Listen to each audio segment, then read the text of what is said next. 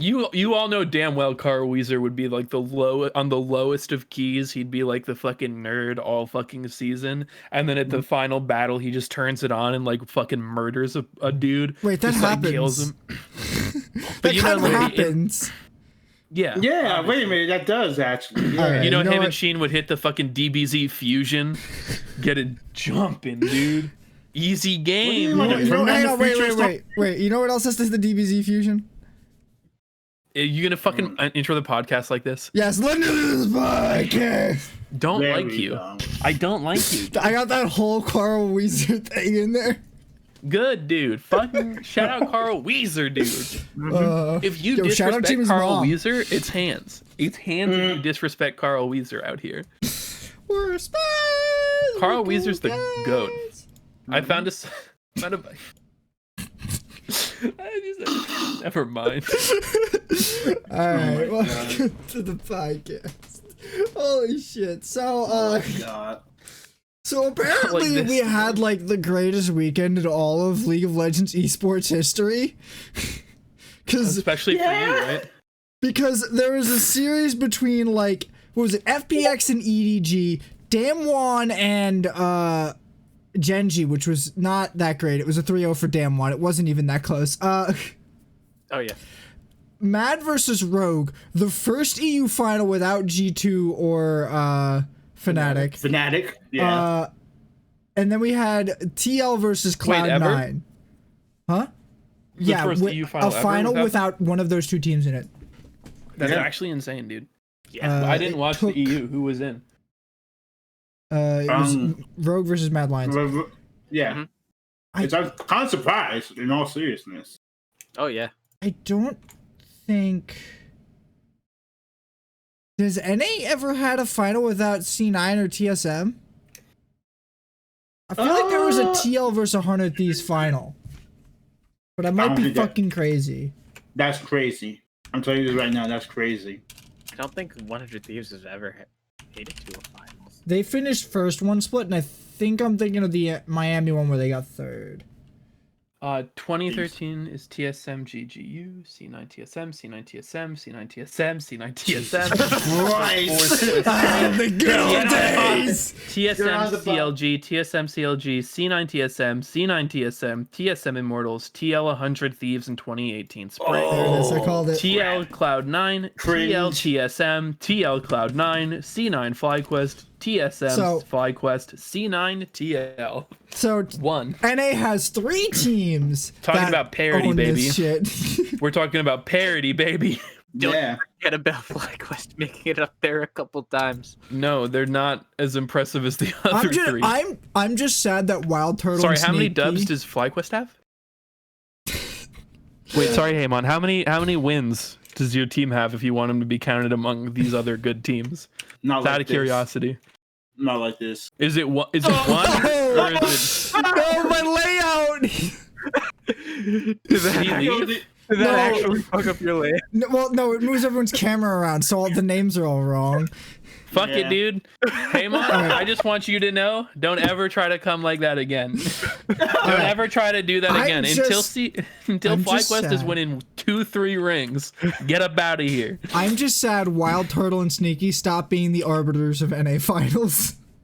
They were the arbiters for a while. I Yeah. loved it. It was. I Real, guess there it was cool a couple stat. where Double Lift was in that shit. No, Yeah. it was Wild Turtle or Sneaky was at every single final until The like sometime TL last. Immortals. I think it. He was on that team. He was on that Immortals roster. He was on Immortals. Oh shit, you're right.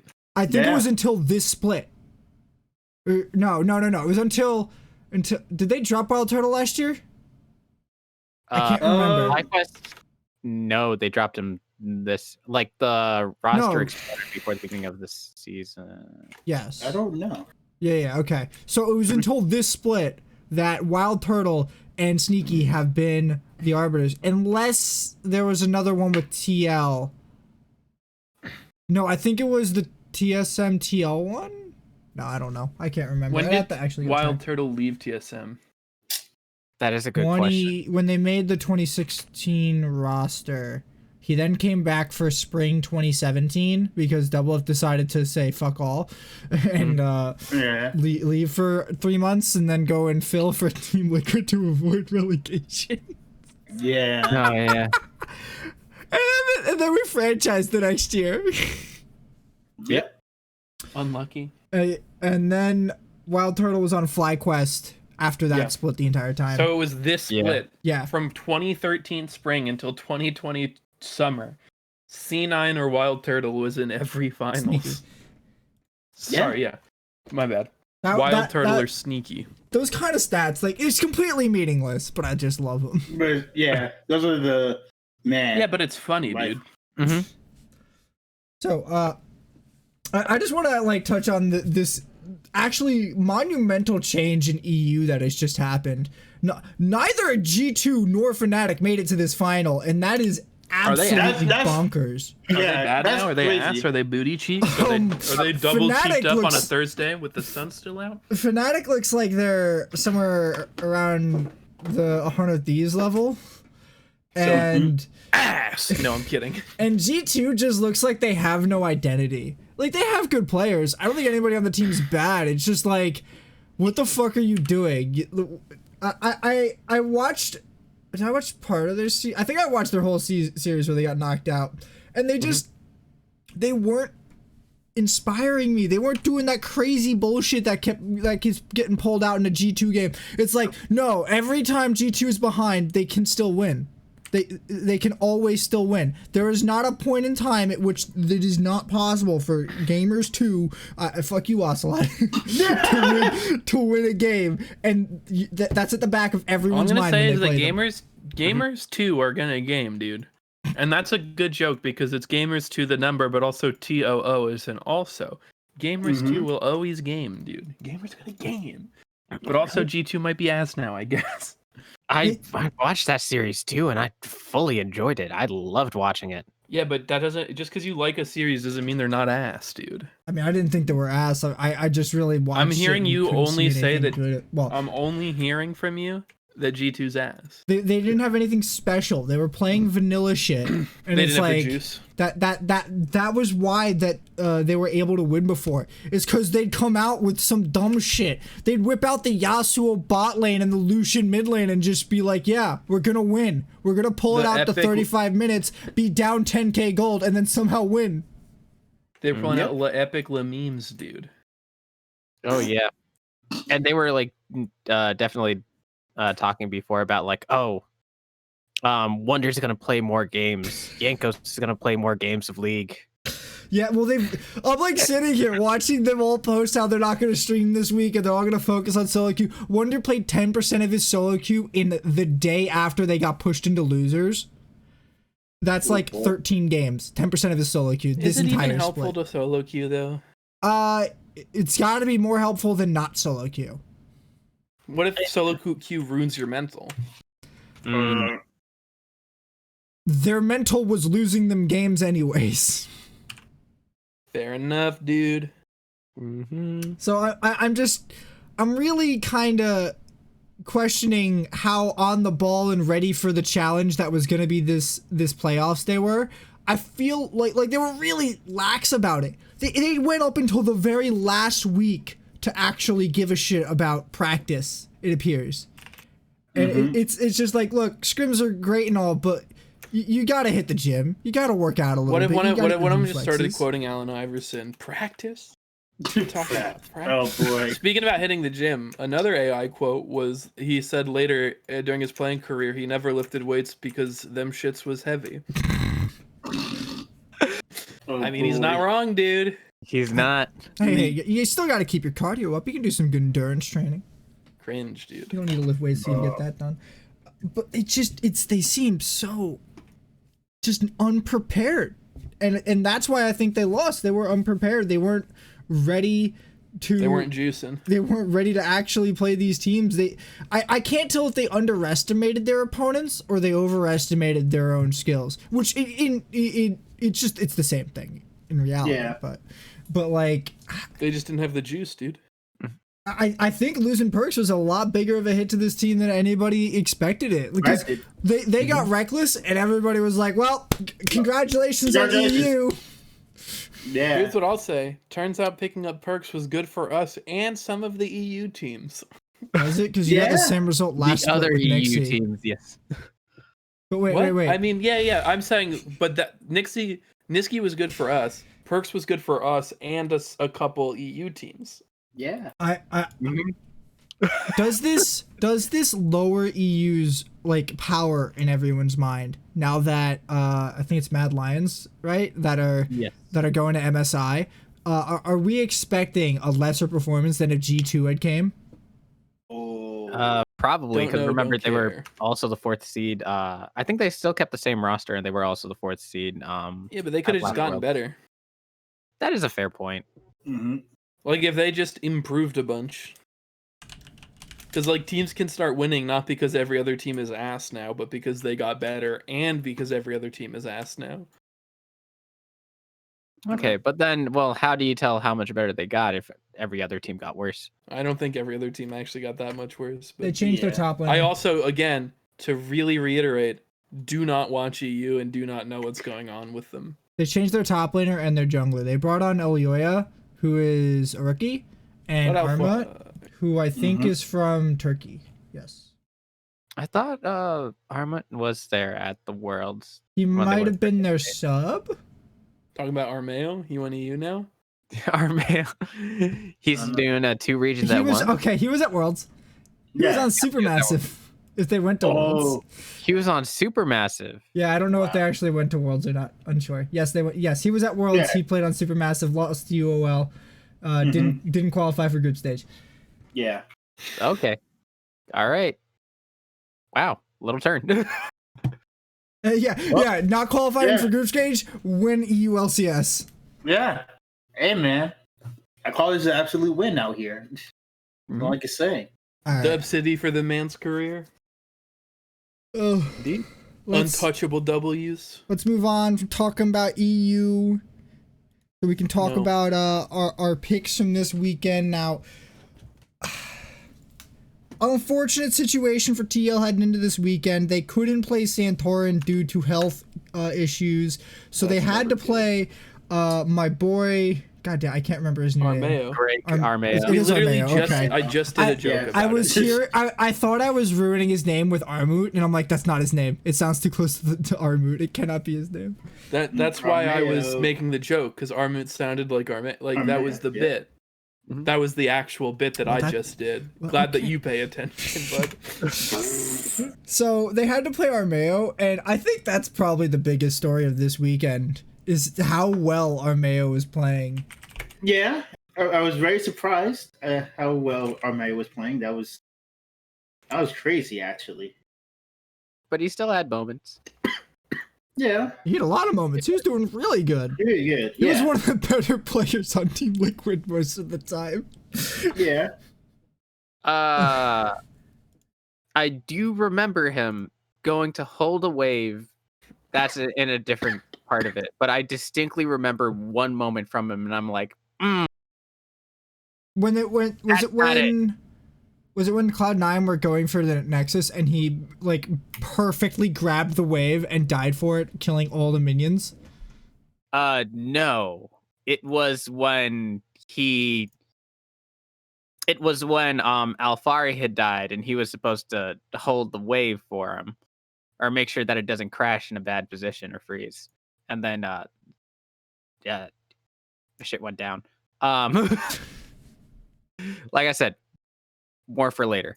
But he did very well, considering that he was filling in for Santorin. Because it's like So here's the one thing, is that coming into this weekend, you don't need a very large champion pool to be able to play Hecarim and Udyr. Well, true. Says you, nerd. They're complicated champions with a lot of nuance. See, couldn't say it with a straight face. I mean, even if I did, I would. You knew I would have been wrong and joking. This is why he can't turn his cam on, ladies and gentlemen, because he just would keep laughing every time he makes a stupid ass joke about Udyr being a I mean, complicated. here's the thing: is that you can still hear me laughing, so it's not. That's not why. Oh my god, I'm honestly sick and tired of Udyr and Hecarim. Yeah, I'm not gonna lie, I'm sick and tired of this too. A little bit of a cringe meta, boys. It's honestly the only really stale part of this meta. I guess you could say Gnar, but the rest of it is kind of pretty good. Kind of good, yeah. Everything else is good except for the jungle. It's like, wow, this is it. Like honestly, you don't have any. I like the Hecarim. Hecarim's fun to watch. I don't like. Yeah, yeah. It's like Udyr's just stun bot. That's it. I stun. My Phoenix, and then I'm out of here. I'm about this, bitch. Yeah. See you later, nerds. Sayonara. What? Can't say that. on. I can't say that. No. Whoa, hey. Due to Twitch terms and conditions, I cannot say the last part. TOS, Dion, TOS, he's gone rogue, boys. He's gone rogue. We're Mute the gonna be in mic, trouble mute on the YouTube mic. too. Don't do that. All right. Let's start talking about the first series with Team Liquid versus TSM, or as I like to call it, the two coin flips, and then an unfortunate ass kicking. Oh my god. Yeah. I did not enjoy watching this series even a little bit. Okay. So TSM's early game is driving me up a fucking wall. Yeah. Oh my god. Hey boys, by the way, if you open the doc, you'll see a little weirdly redacted and censored info on the prediction results. Hey, I don't Okay, make predictions let's around see. here. That's for you guys. So Anthony blackboxed his predictions. I don't make predictions. I don't know what you guys are talking about. Well, it's weird because oh wow, you actually deleted it, because now when I highlight them, there's nothing in it. Oh my god, you're right. You actually deleted them. That's honestly, Look, I know that you're a I'm salty here to man, facilitate but that's the conversation between all you top tier analysts. That's I so don't weird make because the it's no, but calls. it's just weird because every other episode you made the calls, and we didn't have a production meeting about this. We didn't have I any don't make the emails. There were calls, no you all notes make in the the calls. Discord. We are No, but here it's weird to because talk it's like you about always the make calls, and you were decisions but you were so confident in your call that TSM was finna clap everybody on the way to the top. So, that then all of a sudden, I mean, we have VODs, bro. We can clip it and ship a it. massive He's issue. just moving by it. Mad, dude. He's mad. And then Team Liquid seemed to have forgotten that Baron belongs to TSM. Yeah. And then who I just won feel like that you're game? mad. So me and Haymont were in a call for this game, Yeah. and I saw you at guys in this call. first I didn't notice how was playing well. far away Hecarim had started, and then they pulled up a replay of it in like the post game or something, and I'm just like, Haymont, he's a Tribush. The Hecarim runs from Tribrush all the way to Baron. They started in Hecarim's at fucking Tri. And who got the Baron? though? Kills it. Yes. But just out of curiosity, who got the Baron? TSM stole Yes. that Baron. Yeah. With what? Hecarim. Hecarim ultimate Move smite. speed, overpowered, dude. I agree. Move There's- speed is broken right now. It's fucking ridiculous. Everybody should be have the same speed as if you're RP walking in World of Warcraft, no matter what you Oh do. my god. I'm so angry. That what I just said? I'm thinking about No, it. that- No, I'm that- just angry. That Hecarim is able to run from bottom Tribrush on blue side all the way up to Baron. And that's why we Yeah. should institute the role play walking effect. That's why we need it. He got through Gnar. There's a Gnar in between him and the fucking Baron. Yep. And he How got But the through. Gnar wasn't enough. He's a mini Gnar, and he's like, guys, this guy's Wait, up but there. who won I'm the trying series to though? slow. Out of curiosity. what? According to the lights on the prediction thing, it was Team Liquid. Cringe. I just want to keep fucking with Anthony TBH. That's why I asked. Just Yeah. wanna Mad about this Baron. Can you blame me, Dion? He was talking all that shit last week about our team, our boys. How am Yeah. I not gonna roast him? Mhm. He's a bum. True. He's a bum by the way. So I have game in my notes. I have that game 1 came down to 1 fight over Dragon 6, and it's just I don't know what's been happening in like both these series, but they're splitting Drakes, so they end up going 2 for 2 on Drakes, which devalues Soul a lot. Like it's getting to 35 plus minutes for Dragon Soul, and I'm just sitting here thinking, why don't I just get Baron and end the game? Yeah. Like that's what I want to do right now. Is all I want to do is get Baron and end the game. Win this game. I thought all you It's want to just do like- is have a winning team. True. I mean, sure. Everybody wants a winning team. Haymont wants a winning team. That's why he keeps picking 4 different teams every split. I'm Feels desperate. So unbelievably bad, man. Haymont, you picked FlyQuest and CLG.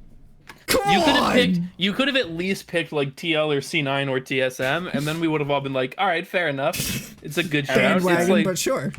yeah, it's like if you're like a Lakers fan, but also like a Knicks fan, just because you want some kind of joy in your life. If you have to root for the Knicks, right? It's just hard. So I like mean- you pick a good TU bandwagon. Nah. But Haymont bandwagon, middle of the pack. Like that's so No. weird.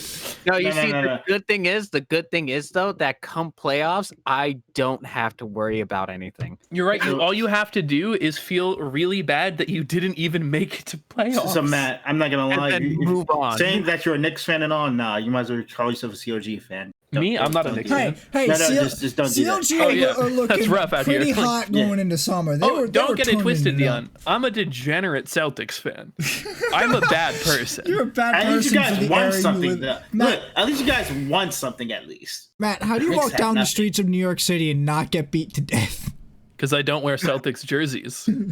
Fair. Hey, you know what? If for everything that it's worth, we got Broxa, and he's a nice guy. Hey, Oh yeah, okay. I'm I mean, like, convinced. sure. He's like, whoa. I would never say any of the players, as far to best of my knowledge, none of the players on CLG or FlyQuest are bad people. That's not the claim, though. Hey, No, Mon. we're the never claim is talking that about they're them as not people winning. on this show, Yeah, Haymont. That's not how we yeah. talk about things.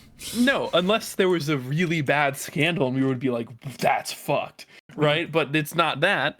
It's just they don't get W's when they need them, my guy. Yeah. I'm looking at Cloud9 for like a top 5, top 4 finish for summer. That's all I'm saying. Okay. Fuck it, spring dub though, and All that's right back now. back to the series that we're supposed to be talking about, and not Yeah, the rest sorry. of the LCS. I'll chill. It's going to make me so angry talking about. Just fucking push to talk, get mad. I don't know. Oh my god, it was so. So they keep picking team fight comps, and I think that it's the right move to be picking team fight comps here, but in game fucking. My turn to be mad, Haymont. Game 2. Here are my notes for the pick bands. My first note is what? Why Lilia? what? Why Gragas? Why Annie? What the fuck? Yeah. Cringe. That So- Annie pick. It's I a little look- bit of a cringe compilation for your composition. I You look- are Yeah. cringe posting. I'm looking at TSM's comp, and I cannot stop reeling over how fucking awful this comp is. This is the worst comp I have seen somebody run in a long time. It has everything I hate. It has Gragas support. It has Lilia jungle. It has Lucian mid. It has Gnar top lane. The only good part about this team comp that I think is a positive is fucking Tristana AD carry. Yeah. Wait. No. I actually was fine with the comp. The thing that I didn't What like is was good about this comp? you have the Lucian, you have the Lilia. You can't just monotype straight there in mid lane and get away with picking one type of They don't damage. What mid laner builds resistances? True. Yeah. Sometimes you do the Zhonya's first item, depending on the matchup. That's not a resistance. Well, item. when your name is Annie, you don't have to care. That is true. That entire lane, it looked like Jensen was being bullied, but he kept up in CS. Well, I expect Annie to get bullied by Lucian because Lucian just waits for you to have stun, backs off, waits for you to blow it, tags you. Yeah. But then it's like, at some point, like, Lucian's like you get anywhere close, you just explode and die. Uh, Yeah. Blaze of glory. That's what's supposed to happen, but he wasn't able to bully her enough. Well, no, I think he means Annie kills No, Lucian. I mean the Annie. Yeah. Oh. I mean the Annie. Okay. And then you pair that up with a Nocturne on that's rough. That's you're not playing the game anymore at this point. That sounds hard to deal with and not very fun. And then God forbid the Rel just decides just to come in for no goddamn reason, which she does. Then yeah, you die. It sounds like L City to me, Dion. Yeah. So this game, they have Nocturne Jungle for Team Liquid, and especially after watching the next series, I'm wondering why TSM don't pick Aphelios Thresh here. Because that worked out so well for Team Liquid. And I can understand if they didn't practice it, but at the same time, it looked so effective at just hanging out the Aphelios, waiting for Nocturne to drop the ultimate, and then you just yank the Aphelios back to safety. And if the Nocturne comes with them, it's a free kill. Yeah. I don't think they just practiced enough. I don't think they had the comms for it. Or something along those lines. Because I trust, like, Core JJ's cracked. I trust that since Tactical showed up in both of these series, I trust that he can communicate and they can work well as a duo. Even with Jensen there, they can communicate, they can work as well as a duo. TSM never really felt like they could have figured out those comms or anything. I'll give them credit that in this game, they figured out, all right, if Nocturne's just going to turn off the lights, we're going to need our top laner nearby if we're going to team fight, which was good. But they're just not that great. If you remember, we were also watching one fight where Huni was participating in it, and he was actually like there beforehand. He didn't TP because, well, once Nocturne turns off the lights and team fight starts, you can't TP over there. And it looked like TSM was winning it. Like, Jensen whiffed his ultimate. Pika killed Jensen. And it looked great. Alfari got off his ultimate at a barrel, and it was wonderful. And then Lost proceeded to jump in front of two people and lose them the rest of it. I just don't think TSM's got the comms to do. I guess the original point was TSM just doesn't have the comms to do it, or haven't been able to figure out how to do it properly. Most likely. I'm looking up the only Aphelios game they've run. No, they've run it. They ran it against Team Liquid, actually. Interesting. But they ran it with a Lucian mid. Mind you, they ran it with a fucking Rumble top lane and lost this goddamn game because these fucking idiots picked some dumb shit like Rumble top lane and Lucian mid lane. Yeah. Yes. So there you go. Yeah. Yeah. Well, the other thing is that they're playing against Tristana. What's his fucking name? Nautilus. Tristana Nautilus this game. When the enemy team has already locked in Rel Kaisa, so they know what they're playing into. No, I think you mean Tristana Gragas. No, Gragas. no. I'm talking about the previous game where they ran a Aphelios Thresh against Team Liquid. Yeah, my bad. So so clearly they know it's a thing. Clearly they've played it before. I guess they just think they can't do it with Lucian mid or something. I don't know. I guess they think it's too heavy monotype into AD. But to me, like I absolutely abhor double marksman comps. If you pick two marksmen, I feel like you have absolutely failed in Champ Select.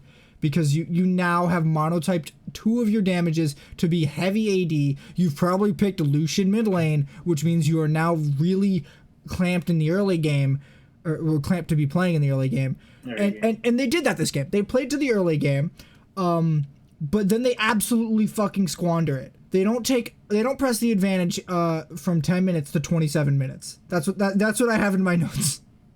And I'm just sitting here thinking about how they don't have control after running Lucian Lilia, who should have control in the early game, and they just didn't. Like I have to, like this is why I fucking hate this. It's exactly what I would say in Champ Select. It's exactly what I would say now. Also, fuck Gragas support. Fuck it. It's so bad. It's so fucking bad. Pick anything else. You pick Gragas support as a flex pick, not as a fucking last pick.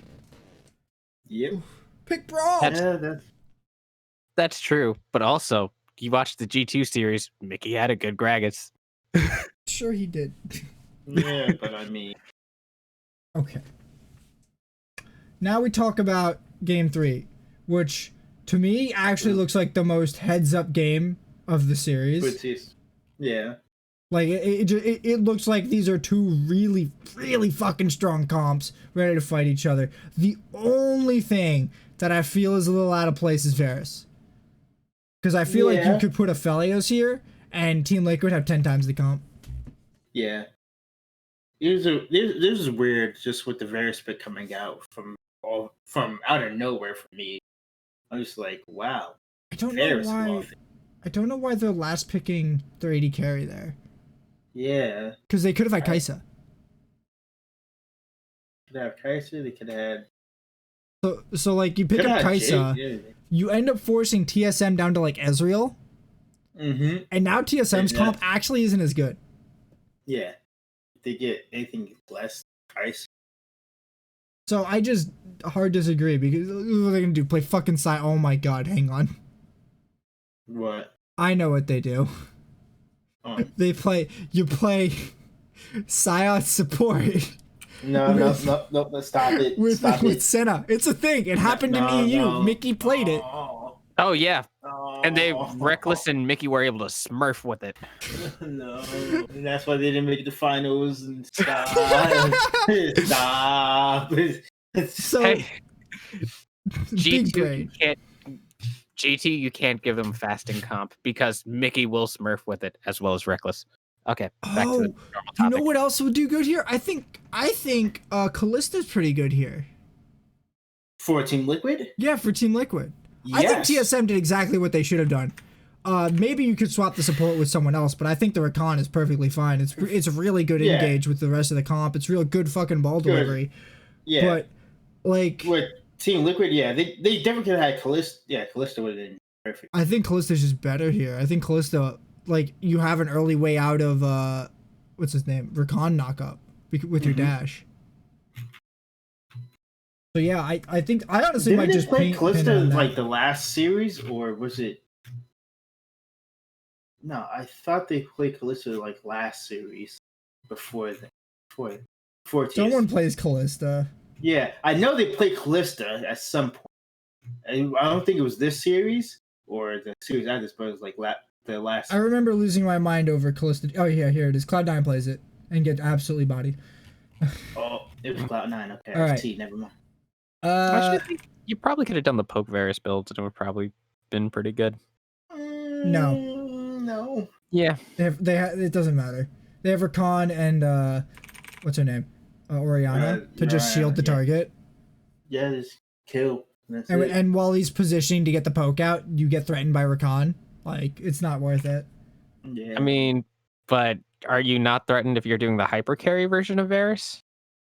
Kind of. Where you have to be closer? Yeah, but then you're nesting with it. You're protecting it. You're sticking Varus in the back and peeling for it with Sion and Thresh and Victor. Yeah. Because you have the Victor zone to deal with. W. Yeah. So you can like fill up River with Victor in the box, and now they can't really advance on Varus, who gets to play up for free. What you could do with the Felios, Kalista is just better at navigating team fights than Varus a lot of the time. Yeah. More mobility, and yeah. I have in my notes. I don't think Kalista does that much better in a team fight. She probably gets blown up anyway. There's a point at which tactical flashes to ult on Varus. And I have in my notes that Core JJ doesn't love tactical as much as Ruler. Because he just gets fucking blown up when he goes to do it.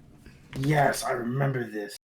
Oh, it's somewhere around 29 minutes. This is horrifying. It was great. I fucking loved watching that happen because I that fucking clip of Ruler getting 3K in shields haunts my fucking dreams. If League of Legends ever gets back to that point, I'm just gonna stop fucking playing until they fix it. Oh my god, it was so bad. I fucking hated Run it watching back, that happen. dude. Let me only play Janna and get that fucking was- Challenger off Janna, dude. Yeah. It was so fucking obnoxious watching so many shields. But tactical got destroyed. That was so sad. Tactical was not looking too hot at all this weekend. Like they had moments, but he looked a lot better than during like the end of the regular season. Look, I'm saying like the end of the regular season. Let's say it's so little. It looked like he was, like compared to compete with top 80 carries. Look, compared to the beginning of this season, I say that for this one, then that tactical. Fuck. But anyways. Okay. All right. So yeah, this is honestly, I thought this was a really good game, like overall. There's a lot of really good fights, and I think like this game exemplifies why TSM are just better team fighters than Team Liquid. And I think Team Liquid are actually better team fighters than Cloud9, and by process of proxy and recombination and all this other bullshit, relativism, I think TSM is a better team fighting team than Cloud9. I will make that statement. Except like, if this is true, then why didn't you win? Because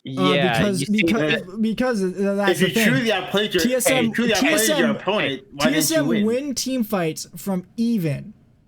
So if they start a team fight on even footing or better, they will always win the team fighting. The enemy team will probably, not just any enemy team, the teams that they have had to play against have not been able to beat them at even footing. Hey, you want a small synopsis of this entire series? This is what I'm going to say. What? Alfari and Core JJ smurfed on TSM. That's the synopsis of the entire series. That's it. Brutal. That's brutal gameplay here from do Armeo like that? Armeo participated. Jensen definitely showed up too. Participated. Yeah. He did participate, but Alfari and Core JJ just smurfed on TSM. I don't know. I felt like they didn't give Huni optimal matchups a lot of the time, and they never really played to get Huni off the ground. Yeah. I'm gonna be honest. I do think TSM's bot lane played better than TL's bot lane in a lot of respects. I think it was kind of back and forth a lot of the time in lane.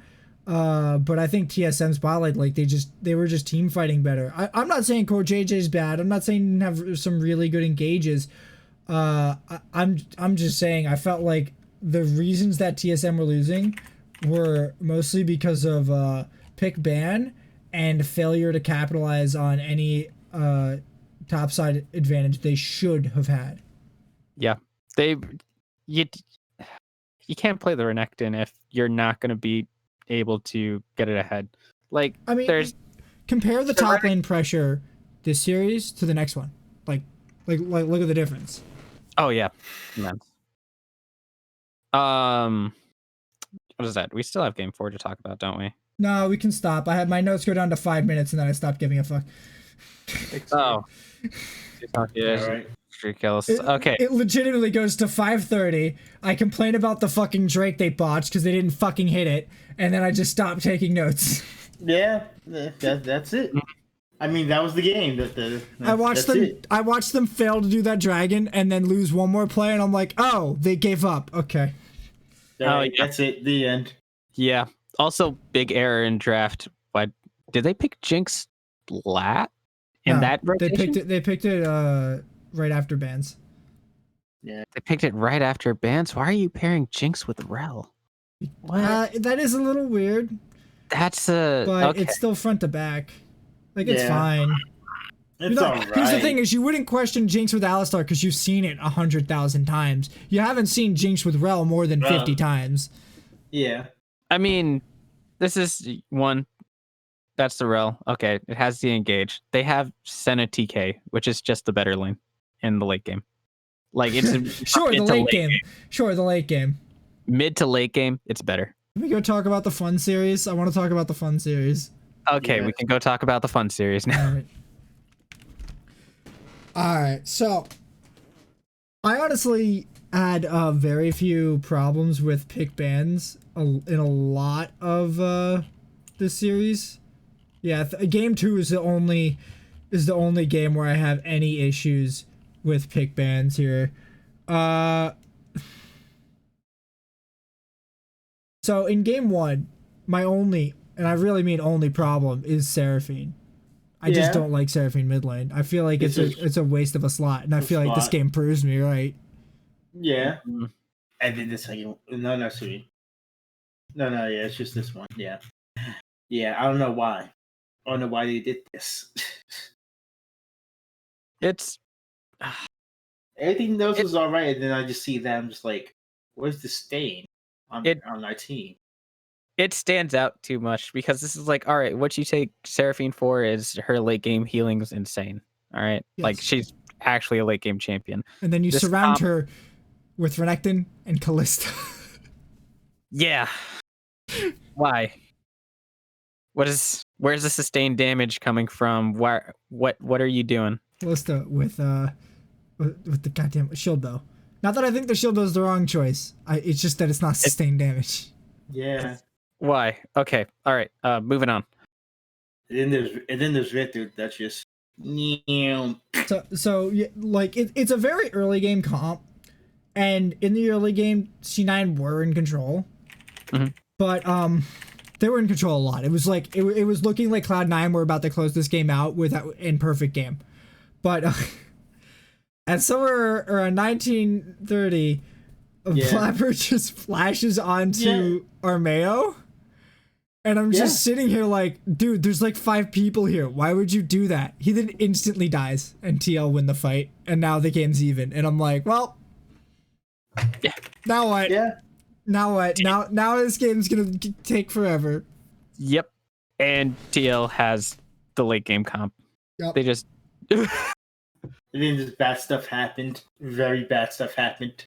What do you have? We have the human wall of Scion. We have the best tanky support in Rel because she does no damage and all she has is CC and fucking tank. We got a fucking Victor. And then we also have a Hecarim on top of that. Like, oh my god. Like, holy shit. So, y'all remember that dragon fight where Armeo ults 3 people and then wait, I can't remember if he ults 3 people or ults onto his AD carry, but he defends his AD carry with his goddamn life, and I'm just like, where do I get a jungler like that? Never. It was amazing to watch him do this, and I fucking loved it. This game looked like Armeo was really playing out of his mind around objectives late game. He was just in every team fight perfect. Like, it was really good. Oh. Okay, so I'm pretty sure after that Blabber int, I don't think C9 get another neutral. And they have a Kalista. Which means they should have absolute control, right? Yeah. Only if they're able to approach it first. But they are every time. What? Yeah. They do it like 3 times where they have initiate on the objective, but they fail to kill the objective in time and have to start a fight. And then the Kalista doesn't go into the pit and finish the objective. The Kalista starts fighting and dies instead of finishing the objective. So now the fucking objective's at like 1500. The Kalista's burned her stacks in the support. The Kalista burned stacks to kill a support. That happened. That was amazing, and I loved it. It was in the last fight where Tactical flashes onto the Elder Dragon and ults to take it at like 800, and Kalista's just sitting there chucking spears, hoping for the best. Oh my god, it was so bad watching Sven play Kalista this game. It was awful. It was actually truly awful. Yes, it was. The bot lane was 2-4 at 30 minutes. Who wants to guess who had the 2 kills out of Kalista and Alistar? Alistar. Oh yeah. Alistar had the 2 kills at 30 minutes. That's what you call an all-star. Yeah. What you call a bad fucking time. If I'm that fucking 80 carry, I'm just sitting here seething because it's 30 minutes. Kalista's falling off. I have no more fight prio because I can't get through. I can't get through the Scion shield. Mm-hmm. The Hecker ults me. The Rel dives me. The Victor nukes me, and I can't get anywhere close to the fucking Xayah to hurt her. The Kalista was just an ult bot for Alistar. Yes. So, Kalista's useless. Alistar has good engage but no follow-up. We have a Renekton who is basically always out of position every fucking team fight without fail. Yep. What the fuck, Fudge? Every fucking game. Every game he's out of position in team fights. Every fucking team fight. I think I saw him in a good position twice. And one of them, he fucked it up. It was insane how many times that Fudge could be found out of position in a team fight. Oh, and then you have a Seraphine with nobody to buff up this game. It was a complete nutter. Like, look, okay. Early game was great. First 20 minutes was looking really strong. Then it didn't. And that's game 1. Okay, next one. Hey, man, you want to run us down on this one? Yeah. Take it away. Oh, God damn it. All right, so the big curveball this game, I think, is definitely the Malphite. Mm-hmm. So they picked the Malphite against Gnar. Malphite solo killed Gnar. That shouldn't happen. Okay, that's not true. Malphite didn't solo kill Gnar. Gnar got ganked, but Yeah. Malphite still killed Gnar, and that's ridiculous. The fact that Malphite has kill pressure on anybody is insane to me. Yeah. Let's see. I think the only other thing that stands out here is probably Twisted Fate getting through round 2 bans. And them going to Sivir. I feel like Sivir doesn't make any sense here. No. And like lethality Sivir. Like Davidson ran that with me the other day. oh no. That sounds bad. We got a lot of kills and he started one-shotting people. Oh yeah. Did he take Dark Harvest? Yes, he did. Yeah. Of course he took Dark Harvest. That man has a love affair with Dark Harvest. I mean, it's a fun ability, but just pick Jhin. So I wrote this down. I gave the game to Cloud9 basically in Champ Select just because of how much more brain dead their comp is to execute. I'd actually agree. I don't know why you didn't take the Tristana over the Sivir. Like Probably because of the Malphite. Yeah, I don't think TL could really but I put mean together like a good team fighting comp, and I think that's what they were going for because you have the Gnar, you have the Rel. Those are 2 pieces for a good team fighting comp, and I mean, they can pick up Kai'Sa. They can solo lane Tristana against Orianna. the Kai'Sa was picked first round by Okay, C9. I'm sorry. I'm crazy. Never mind. Ignore me. So I mean, the Kai'Sa's gone. It's So and Would I okay. go? You go. Matt. So Kai'Sa's gone. Xayah's also gone, which would have probably been the absolute best AD carry you could have picked up in this situation. But banned round 2. Good on C9. And Jinx is probably not good into this comp either because you have Rel, you don't really have anything to save her. Also, Insta Malphite ultimate. Senna doesn't work as well because Insta Malphite ultimate. Like, the Malphite's just like, hey, if you're in a mobile AD carry, you're gone. That's it. That's the problem. Like, I feel like C9 just got the better of the draft in the first round.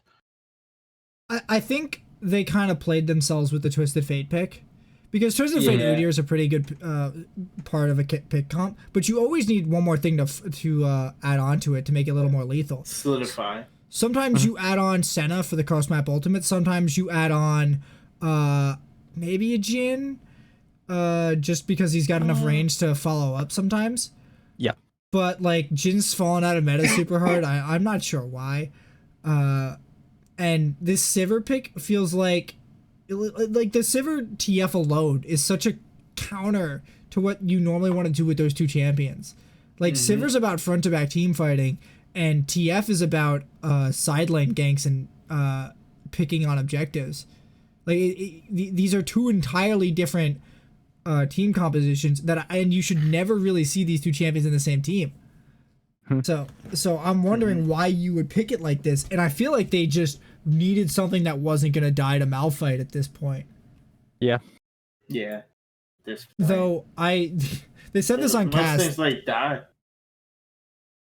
They said it on cast where you can't just ult in on Malphite because she'll just spell shield it, and I'm like, yeah, but then I'd slow her and beat the fuck out of her. Why do I care? Yeah. Like Like at this point, it's like you gotta like play for something else other than just you. Like, yeah, spell shield is nice and all, but once that goes down, you're kind of dead at that point. And God forbid, like the Malphite has a Orianna ball, you're just dead. Like at this point, you might as well like pick for in my opinion, you should pick like Aphelios or something else that you have long range. Aphelios is even worse. It's a lot of indexing to just get ulted. It's why I don't think the Sivir's the wrong choice here. I just feel like they screwed themselves with it. Yeah. So what actually happened this game? Oh yeah, the TL's comp just fell apart. Yeah. It just couldn't keep up. Because like I said, it just doesn't mesh together. It's not like you make it work. You can get some good team fights out of this team. Like TF's not a bad team fighter, but like I'd rather Victor. I'd rather Victor right now, to be honest. Yeah. I don't know. I think C9 just have overall better, like team fighting wise, absolute best team fighting composition you can have. You have two frontliners who can fly in. You have Kai'Sa that can follow up on it. You have the Orianna ball delivery system that works amazing. You have Rakan to CC. C9 just had the overall better draft. Like it was a big draft diff there. I think you can improve Cloud9's comp by running Gnar or Sion, but yeah. Oh man. All right. Game 3. So this is the Aphelios Thresh game from Team Liquid. This was fucking brutal on Cloud9. At 5:30, I have remake in my notes, and I don't remember why exactly. I think because they did actually have to remake. No. They didn't actually have to remake. Something dumb happened, and I'm just like, nope, we're done here. I think TL invaded their blue buff or something, and they like 3 of them died for it. I think that's what happened. It was bad. No, I think it was actually the opposite, because I'm pretty sure Team Liquid started off on the back foot on this game, yes. And then they came back in the lead. 3 people from TL invade blue buff at like 5 minutes, and then they die. And C9 is now ahead. Yeah. And then I have it 8 minutes. Never mind, we good. Blabber just showing us his champion shot glass. Because I'm pretty sure that Thresh just kills Nocturne outright.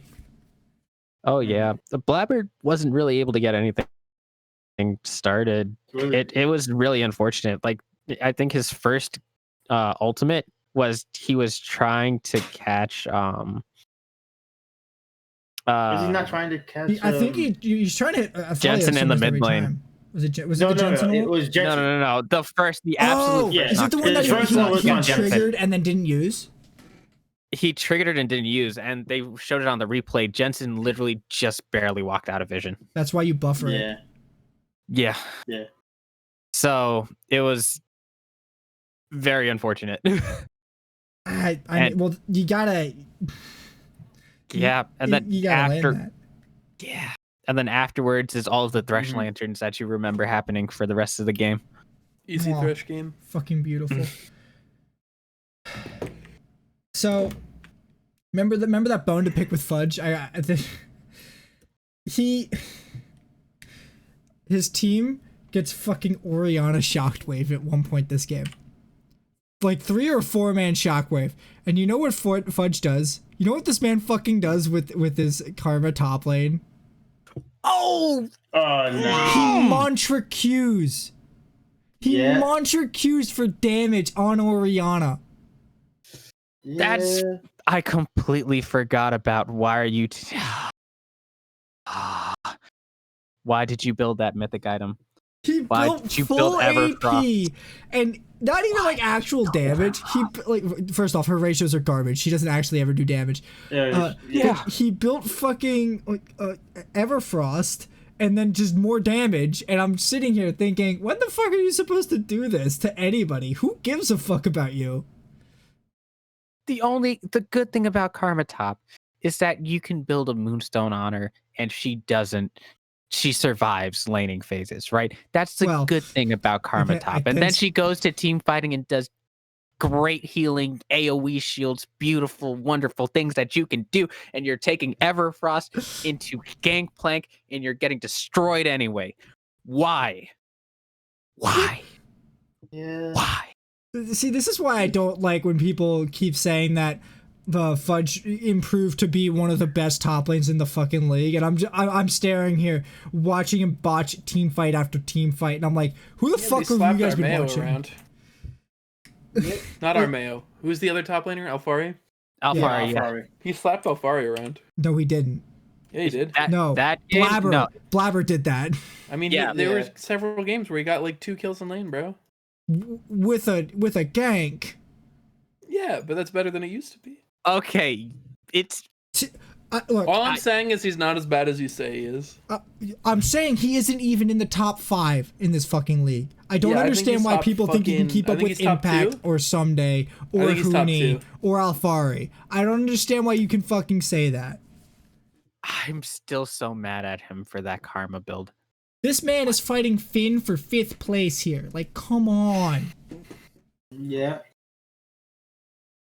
Like, look, did he improve from where he started? Undoubtedly. Is he better than Alfari? No. Who the fuck? What lunatic is watching these games and saying that? Alfari's positioning is so clean. Blabber. Fudge gets fucking pushed out of a flank by the AD carry. They're like sitting there waiting for Renekton to get on a flank one game, and then Victor does it once, nukes him out, walks away. The AD then he walks back up because the AD carry is coming through. Then the AD carry watches the choke. He just nukes him out again. Now Fudge can't participate in the team fight. It was amazing. Okay, so I'm pretty sure, like, just across this entire one, it was just one that the rest just screwed over Blabber. Yeah, the Nocturne pick fucked them, and Oriana's broken. Yeah, and they also they did a lot of. I'm pretty sure they did a decent amount of jungle bans. Yeah, Nidalee, Lilia, Hecarim, all banned first round, and then Team Liquid just took Udyr. I don't know why the fuck you banned Tom Kench over fucking Udyr here. I think the only thing is so that you don't get one out for an AD carry, or so that you can't run Senna TK and just have a late game I guess scaling bot lane. The Aphelios Thresh seems just as fucking good. Yeah, the Aphelios Thresh is just as good. I think Core JJ is crazy at Thresh, but I think Thresh Aphelios is just amazing in the late game as well. So yeah. Blabber can't play Nocturne. Blabber can play Olaf, Hecarim, and Udyr. The Olaf was up too. Oh, that was the other thing I wanted to talk about. We can talk about that after the series, but Blabber won MVP. Oh. I have a massive problem with that. Okay. All right. Next game. Game 4. Yeah. All right. So, I said that they were gonna put the Thresh ban back in. They didn't, and Thresh didn't end up getting picked at all. Yeah. That's an oversight. You know. I mean, Rel was first picked. Yeah. Yeah. Which I don't blame them. So, Hecarim and Udyr making it through the first ban phase is kind of surprising to me. But at the same time, I think that Armeo is actually able to keep up and in a team fight on either one of them because because Cloud9 are basically playing a 4v5 every time they team fight. So it just seems like if this game went on, if these picks and bans kept going, they probably would have fallen off entirely. Like even playing these two picks, they might have stopped playing them. Given so many games. I think the previous game was the one chance that Blabber had to show, like, oh, I have a deeper jungle pool than this. You can't really target it. And this is also why, well, in this round, they didn't go heavy on the jungle bans and they shifted a little bit. They're still scared of the Nidalee. Yeah. Because they like to run Nidalee Lucian. It's very strong. So I didn't have many problems with these comps, but what I thought was going to happen this game was Team Liquid were going to win the game at 45 fucking minutes. And then 39 minutes come around and fucking Perks lands a miracle sleep. That's it. That's the only thing this game came down to was one miracle sleep onto fucking Tactical in the middle of River in the worst possible moment. If that sleep doesn't land, Team Liquid win finals. Hands down. Not even fucking close. Yeah, but it landed. But it happened. Oh, yeah. But it was a fucking fluke. Yeah, but sometimes you say it's a fluke, but it happened. Right? Like, that's the thing, right? Like, it being a fluke doesn't mean that, it even being that close in the first place means these are two extremely competitive teams in terms of, like, relative skill, right? Like, both of these teams were very close to each other in terms of how good they were. So, like, did it come down to something small? Well, duh, because any game where two teams are extremely skilled are either going to be won because of something really small actually happening, or because one of the very good teams fucking griefs, right? But neither team really griefed, my man. Like, obviously it's going to be close. Did you watch Game 5? You know what I mean by grief, though. Yeah. All right, so my notes for the first 22 minutes are just a whole bunch of fucking Z's. I think there's like 6 kills in the first 25 minutes of this game. Oh my god, I was legitimately falling asleep in my fucking chair watching this game. I was so bored out of my mind watching them play this early game. It was so bad. Okay, it's not that it was bad. It was just I didn't want to watch this shit. It would be Zoe pokes someone and it hurts a lot, and then TL back off. Yeah, everybody walks away, huh? Yeah. Like, we don't want that. Go away. Thank you. We'll come back for the next one. Oh, it happened again. Thank you. We'll come back for the next one. Oh, it happened again. Thank you. We'll ow. Yeah. Ow, that hurts. Okay, come back later. No, they didn't come back later. That was when it ended. So yeah, honestly, there's not much to talk about this game, just because of how much of it was absolutely fucking nothing, and then how abruptly it ends off of one random ass sleep landing on Tactical. Honestly, I don't know why he doesn't have a QSS or cleanse this game. That is a fair point. Good is point. a really fair one. Because like if he has cleanse right there, they keep running. They win. Well, I don't know if they I don't know if they definitively win, but they definitely get more time to keep running there. Yeah, at least the QSS is something that you can build. I guess you take the cleanse, but then you're against a Kaisa Alistar. Yeah, that's the problem. Is it's not very good in lane. You're only cleansing the Alistar stun. Yeah, that's not. Which is only like the E. Yeah, and he has to prep it on you. Or the ignite, which might come down. Just like, okay, but you've already lost the health and you're not going to get it back. Well, normally you cleanse it instantly, Haymant. Normally. What? Normally. Mm-hmm. Do we even want to talk about Game 5? Yes. Yes, we do. All right, then go ahead, Dion. All right, it's very simple. Let's start with picks and bans real quick. Picks and bans. Surprisingly enough, this was actually pretty good. I'm not gonna lie, I was kind of surprised that Cloud9, Perks pulled out the Silas. I was thoroughly surprised about that. I was like, oh boy. And then Alfari with the Cho'Gath. That was interesting.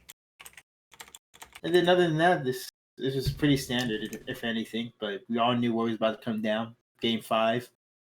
All the stakes are on the line for this. Oh yeah, we all knew it was about to happen. Sure, that's that. Let's go with that one. Let's lead into this game by saying everybody knew it was going to happen. Yeah, and then the first minute 30 seconds, we had no idea what was happening. we did not know what the hell was. Lane swap. These motherfuckers are lane swapping in 2021. Sion out here killing Blue Buff and Grom. What the hell? Did I just take did I just go back in time? Did we go back to 15 or something? Like, oh my god! Wait, So, okay. As much as it's a neat little interesting thing they pulled off, and it worked out, and it got them a good lead. They got better leads in other games. Off of but it's just shit. Look, but this is the most unorthodox way of getting I'm just like, oh my god! Right, but when you do shit like this, what often happens is going from being in this awkward position that you aren't very practiced in to back to your normal position so you can get back to controlling is very hard to get that adjustment right. And you can often drop objectives for what you do or for what you're getting. And it didn't happen totally, but game 1 was worse than this. Game 1 looked like a goddamn disaster for Team Liquid. And this one, it's just like, okay, yeah, they lane swapped and fucked us up. I guess we just gotta play slower. But then Team Liquid started just to do things a little too hard. They played a little too overconfident. And Cloud9 just, they played well, and they played well. Aptly put. I think you're talking about that fight they had over by the top half of Bottom River. Yeah. Where they come out, I think they're 5-3. Then they go to dive on Tristana and they end up 3-3.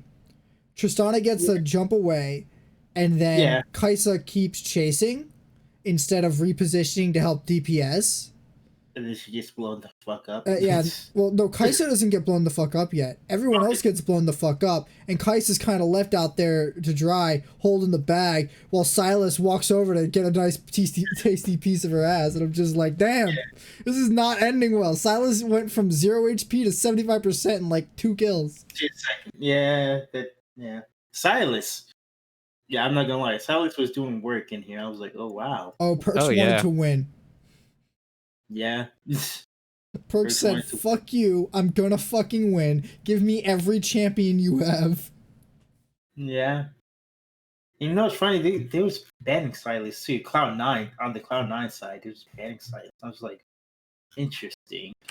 A lot of people have been playing it. I think it's really good. I think Silas is just really good in general, especially if you can get some good ults. Well, yeah, but it's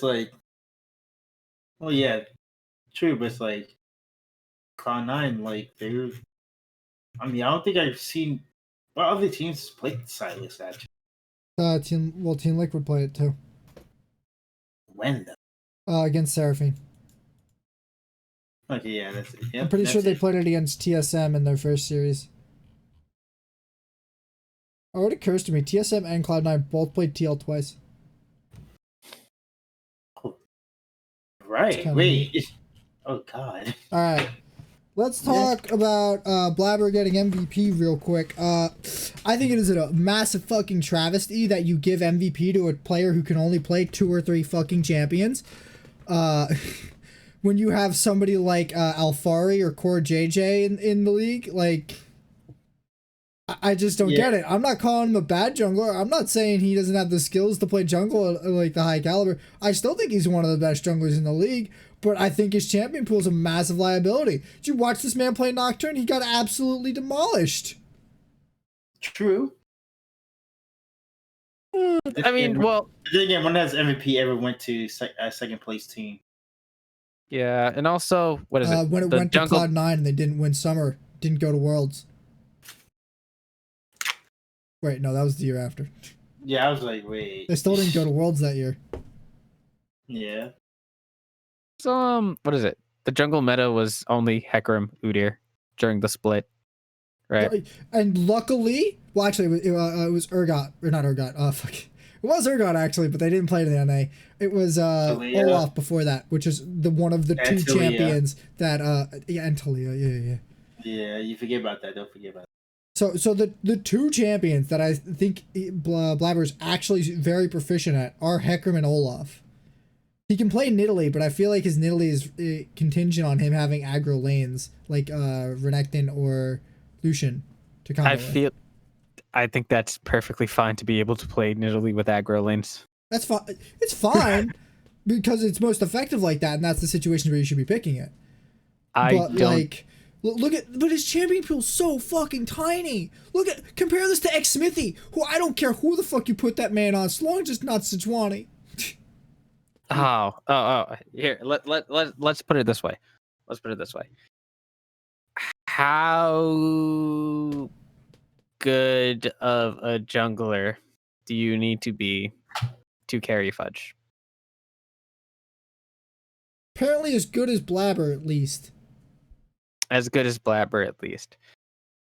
How much of that time do you think that Fudge was contributing a lot to making those ganks go well? Because a lot of the times during this, exactly.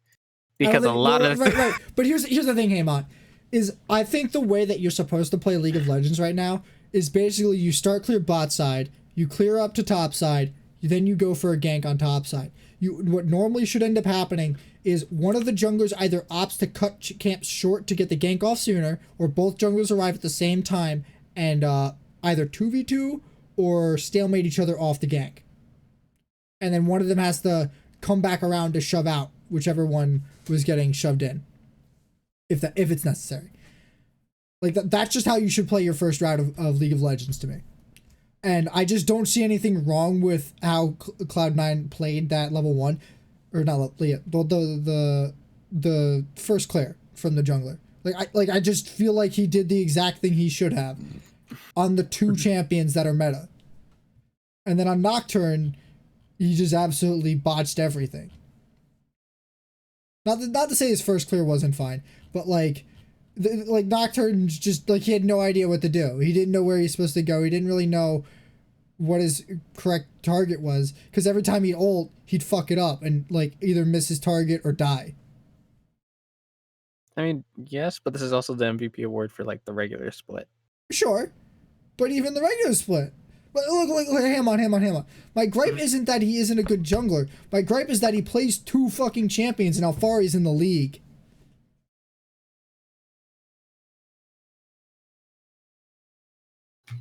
I say if TL had stronger showings, because the problem is that the latter half, everybody.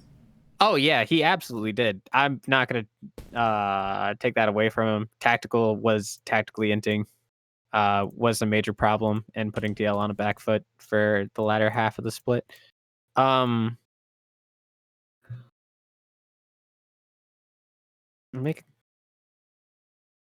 Alfari is a good case for MVP, just all around. I mean, he's the best. I think he actually got second place, but he's the easiest counter argument I could have to Blabber ever. I honestly don't think Core JJ was performing that hot this split. I felt like he had a lot of muted games. I'm not saying he played super bad, but he just, compared to what he was last split, he really wasn't standing out to me. Last split, I was feeling like Core JJ is getting ready to take over this whole fucking league just by himself. Yeah, and, it just didn't happen. Yeah, but we also had high expectations coming out of the lock-in because we saw Tactical and Core JJ. destroying every bot lane in the lock-in tournament, and then the split comes and it's like, oh, huh, Yeah. everybody's short up, huh, tactical's not really doing well, and Core JJ kind of falls off because of that. You don't really think of him as good anymore because his lane partner is also not doing well. Oh my god. Alfari's at the head of every stat. Oh yeah, by far. They were talking about it on Yeah. like the dive, and it was crazy how far ahead he was compared to every other top laner in the league. This is ridiculous. Like the gold difference at 15 gap is 700 gold. He has 900. The next place is 200. It's Hooney. Yeah. Holy shit. I think they were talking about a stat that TL on average during the games during the league would be ahead by about 2,000 gold. And considering Alfari's amount, that's basically half of it. I guess they rounded up on the 700, but it's still like a significant amount of their gold lead. Look, by comparison, the gold difference for Blabber, it's not even close. It's only a 60 gold difference. Blabber has 440 and Santorin has 380. Like, holy shit.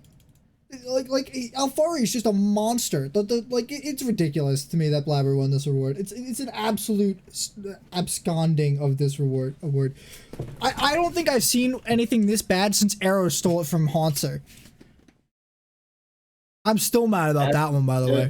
That's I'm taking that one to the fucking grave. Boy, even that.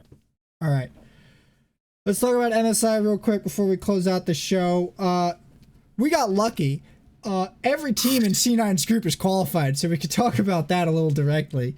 So let me just pull up who has qualified so far. We got EU, Mad Lions, Korea, Damwon, NA has Cloud9, Latin America has Infinity Esports, Japan has Detonation Focus Me because there's no other team in Japan besides Detonation Focus Me.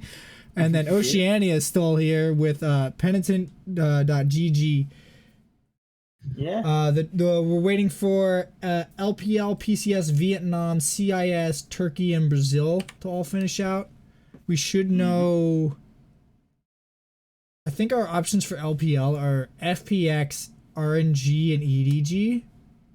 Yes. I think It makes sense. I'm happy FunPlus has made it back. Funblocks are looking scary. very. I Could they don't pick up- like it. Who'd they pick up for their top laner? Because last year Khan was there, and now he's on Damwon. They have Nuguri. They traded top laners? Holy crap. Wait, Huh. Damwon has a new top laner. I didn't even know that. Oh, wait. Damwon has Khan. Oh, they have Khan. Yeah, Khan, who was also on Fun Plus Phoenix last year, but was not the starter for most of the games. Wait, What the fuck? what the hell is What happening? the hell has happened here? All right, so, what was this? I'm excited for seeing Damwon. Damwon's looking pretty strong. I honestly kind of hope they win MSI, just because I don't know. I want to see a new team from Korea dominate, so that way the Korean dynasty can just not be a Korean dynasty meme of only Samsung and SKT. Yeah. So That'd be nice. So you would like to add a third team to the Korean dynasty, is what you're saying. So Yes, 3 that's more something, years of Korea. 3 more years of Korea foretold. Damwon shall take them. Look, I just hate when people act like there was a gigantic dominance of Korean teams when it was literally SKT and Samsung. That was it. Yeah. Okay. Yeah. That's about it. I think the funnest. No, what do you want? Oh man, I think the funnest part is going to see how like all I want to see how Blabber stacks against Canyon, and then see how the Canyon gap goes. He stops like he stacks like a Jenga tower. Yeah. Man, that's what I want to see. That's gonna be something. So, Cloud9 have Damwon in their group. They also have Detonation Focus Me and Infinity Esports. I am not expecting much from Infinity Esports. I think Detonation Focus Me might be remotely challenging. They get a lot of practice against Korean teams. I don't know which Korean teams, but I know a lot of them play on the Korean ladder most of the time. We don't talk about them long. Who made the video about? What's his name? Donghua made a video about the JPL and why the server's awful. What did he say? It's invaded by a lot of Garena players because Garena sucks. It has a bunch of Koreans in there who are just kind of in there to troll. And like there aren't a lot of actual Japanese people. So when everybody speaks a different language, everybody's just speaking English. And it's just awful insults in broken English every game. I see. Except I think nobody ever surrenders. Because Japan, just the way you want it. Because that's where I gotta go. I gotta go to the Japanese server. I can be challenger there. I guarantee it. No, don't do it. Because everyone in Japan is their own anime protagonist. You know. How's that ping going, by the way? I was gonna move there. Weird. Well, I'm not playing. I'm not doing this 150 podcast with you ever again if you're doing that, because I am not dealing with that. I'm not doing this shit at 8 a.m., bro. I would try to do it at the same. Matt, my sleep schedule is degenerate enough. I could do this at the normal time. That's actually. Oh God. All right. Don't do this. I think this is a shot. This is a closed. I don't fucking know. It's an easy clap for fucking Cloud9 to get out of this fucking group. If they don't get out of this group top 2, there's something massively wrong. Do you think they could easily clap number 1? No, not even close. If they win against Damwon, I'll eat a cookie. Do you have a? You'll eat a cookie. Look, if they win a game against Damwon, I don't even know what that shot would look like. That's how little chance I think they have to beat Damwon at any. Yeah. Who's even on that roster right now? It's Canyon. Actually, I need to look at the rest of it. I'm just gonna Google it myself. Don't worry about it. Look, if Cloud9 wins against like Damwon, I'll just buy a board, just like Anthony's in his bag. I just put it on, I'm assuming on my wall, just right there, and I'm just gonna put in just like Cloud9 beat Damwon. I don't know. Okay. I like that you said on my wall. Wait, Dion. I like that you said it on my wall right there when you have your camera off. Yeah, no, but you guys get the idea of my wall. Look, I don't understand. No, I've never seen a wall. I don't know what a wall is. I need a visual. If C9 get first place in this group, I'll change the perks death counter to a different thing. Oh God. I kind of want them to get out of the group because I kind of want to stop doing this because isn't that funny anymore. Oh yeah, I'll keep on going. Keep on going. Random little tidbit of information. Koma is now the head coach for Damwon. Yes. Wait, I thought he was the head coach for some other team. He was hopping around in China for a while. Oh, did they pick him up in the off season? Yes, at the beginning of this season. Interesting. Because last year wasn't he coaching a different team other than SKT? Yes. Yeah. There were. It looked like Vichy Gaming. Vichy Gaming. Vichy Swaz Gaming. Oh boy. Oh God. Yeah. Who the fuck is their sponsor? Is it Kia? Yeah, that's why it's Damwon Kima. Yeah, Damwon Kia. They keep saying KIA, and I'm like losing my mind. It's the car company. That's I know, but why are they saying KIA? For Kia? Yeah. That's how you spell Kia? But why would you say Damwon KIA instead of DWG KIA? And that alone is dumb. I don't know. You're cringe though. Whole thing's big fucking dumb. I don't know. I'm looking forward to MSI because it kicks off May 6th.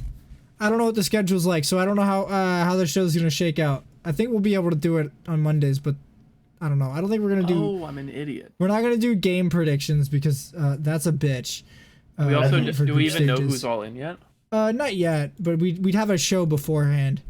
Yeah, But, we could like- just do like who we think's gonna place top. Yeah, I think we're just gonna do group placements again. I don't want to do all the fucking individual. If you make me do the games, I'm just not putting them in. Well, especially because it's like how the fuck? It's always like 150 No, that's too games, much. It's too much. It's too much. and it's like I can't even keep up because the show's gonna happen on a day when games happen, and then I need to get picks for the games that are gonna happen in 6 hours. Like, Yeah. it's just so much. I think we'll just do group placements like pick'ems. Yep. But yeah, Call it a day. I'm looking forward to some international play. I've been missing it. I'm sad we couldn't get MSI last year. I'm actually kind of glad that Cloud9 got to go to MSI this year because they got kind of absolutely screwed out of it last year. I was really looking forward to see that T9 roster play out, but Unlucky. had to wait a year. They had to pick I up mean, perks. you can't really blame anyone for that. It just sucks. I mean, hey, look, it downgraded EU, so hopefully EU can get on the same level as NA once again, you know? Oh God. I can't look. Here's what I want. I want NA to place higher than EU, because then I can laugh at EU again. Because I'm real fucking tired of having to watch EU get to finals. Yeah. Hey, perks may bring them to semis. Yay. Woo. All they Yeah, have to again. do is beat anybody. Oh, a little note about how the tournament works. Shit, I moved off the page.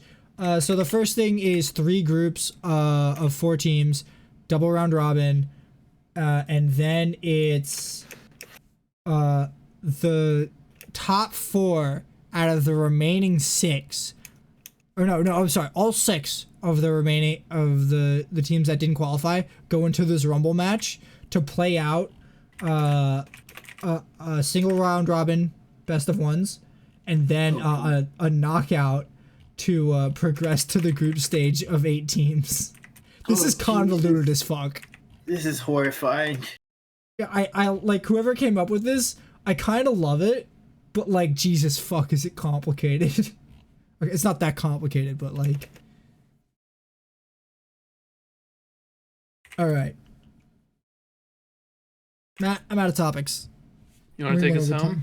Yeah, I think that'll do it for us this week on the Legendary League of Legends podcast. You can catch us after our break, doing a show probably before MSI at the same time, 8 p.m. Eastern on Mondays. Don't know what's going to happen the rest about it. Probably going to talk about it on the show that week, so check there.